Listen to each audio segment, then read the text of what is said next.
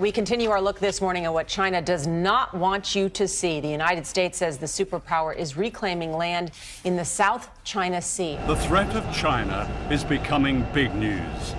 The media is beating the drums of war as the world is being primed to regard China as a new enemy.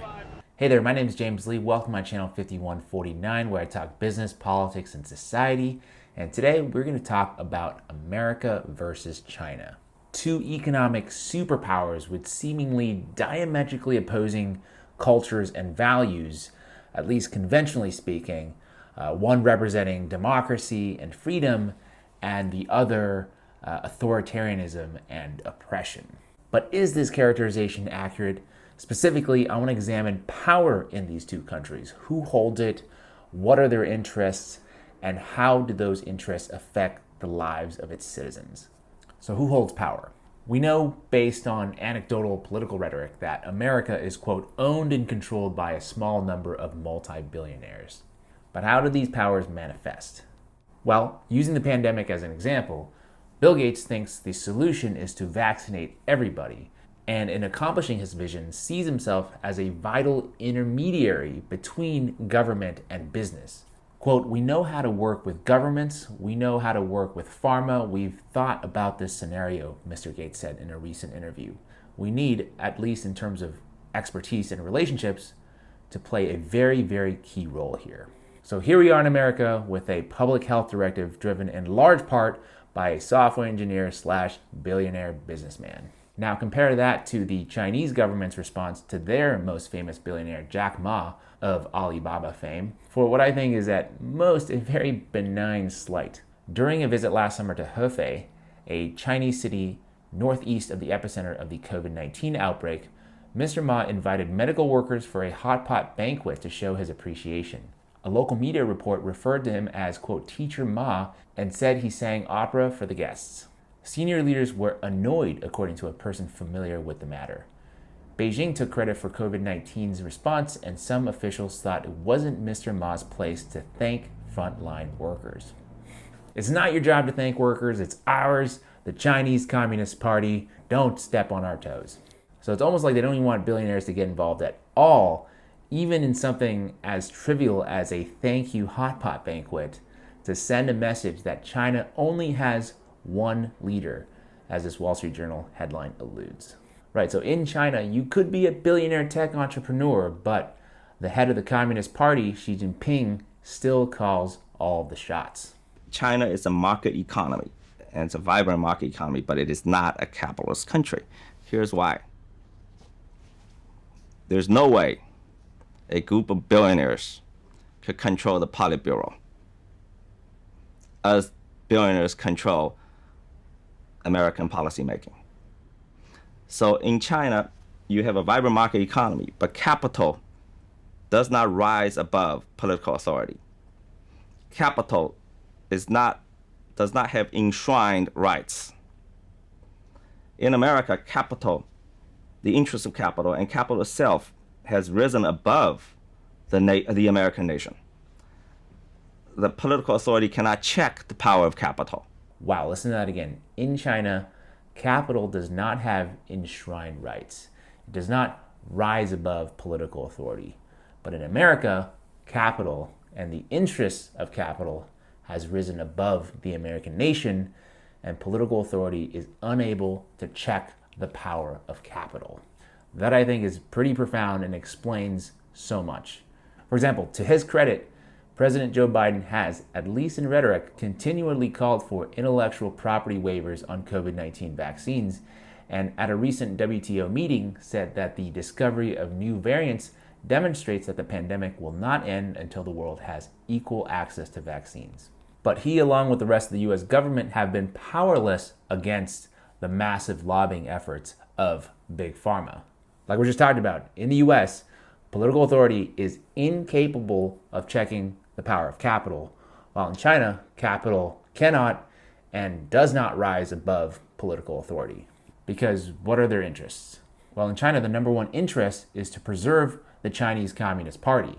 Ren Zhiqiang is a Chinese real estate tycoon, and in recent weeks, this was in 2020 by the way, an essay by Mr. Ren began circulating among elite circles in China and abroad. In it, he blamed the government for silencing whistleblowers and trying to conceal the outbreak, which began in the central city of Wuhan in December. In retrospect, he's definitely not wrong, but guess what happened to him?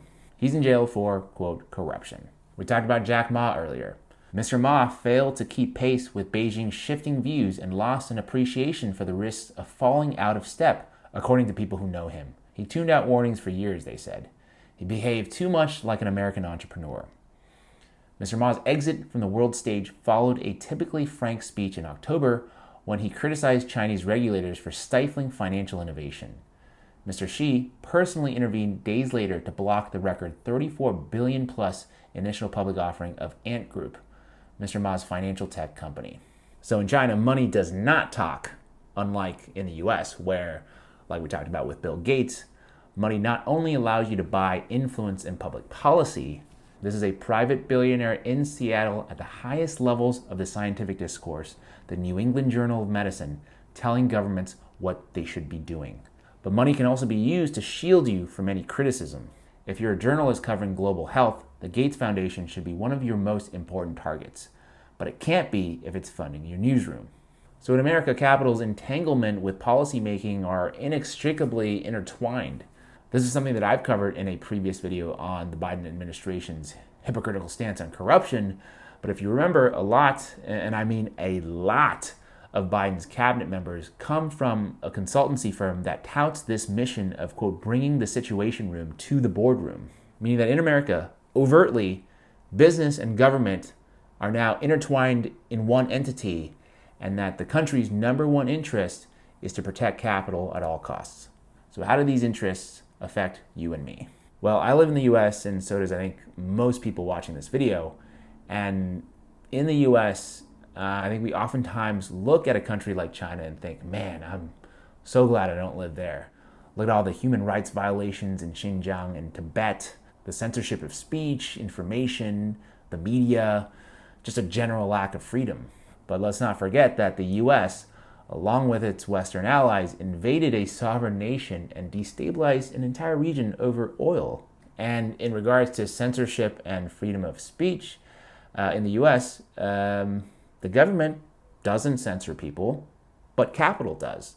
I'm not sure if this can be considered ironic or whatnot, but government officials like Marjorie Taylor Greene and, of course, Donald Trump can actually be censored by corporations like Twitter. I think that's quite interesting. In China, the government decides who can and cannot speak and what you can and cannot say. But in the US, capital, corporations decide who can and cannot speak and what you can and cannot say. So in a way, the freedoms and liberties of citizens in both countries are infringed upon by different groups of people, but in eerily similar ways.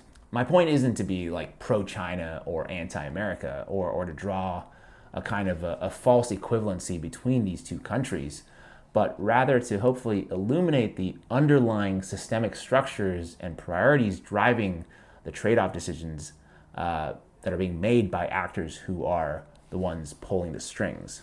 The fact is, both countries seek to preserve something. In China, the number one goal happens to be preserving the Chinese Communist Party, and so sometimes the Chinese government will sacrifice the rights and the well-being of its citizens to preserve that power. In the US, the number one goal is to protect capital, corporations, the wealthy, and so sometimes the US government will sacrifice the rights and the well-being of its citizens to protect the interests of capital. So I guess what I'm saying is when you watch the news or vote or participate in political discussions in general, think about the underlying interests and priorities driving policy. Why is it that we don't have Medicare for all? Why is it that defense budgets grow every year? Why is it that we can't negotiate prescription drug prices? All these things, don't get distracted by all of the misdirection and the political nonsense that's out there. Now, depending on your goal, your vision of society, mine, of course, is a society where people are free to live a decent life in harmony with others. If you share a vision that's similar, the truth is that a government, democratic or otherwise, whose primary function is to either preserve power or to protect capital, could never successfully prioritize, foster, or sustain such a thing as harmony, and they're always willing to sacrifice its citizens for those other interests and priorities that they have. Anyway, those are just a few of my thoughts about the underlying power dynamics driving China and America and some of the similarities and differences. Let me know what your thoughts are in the comment section below. I hope this video was helpful to you in some way. Please let me know if there are other topics you'd like for me to explore. If you want to support my work, please click on that like button, share this video, consider subscribing, and if you feel inclined to do so, click on that notification bell icon so I can keep making more videos for you and you can be the first one to watch each week. And as always, thank you so much for your time, and I'll see you next week.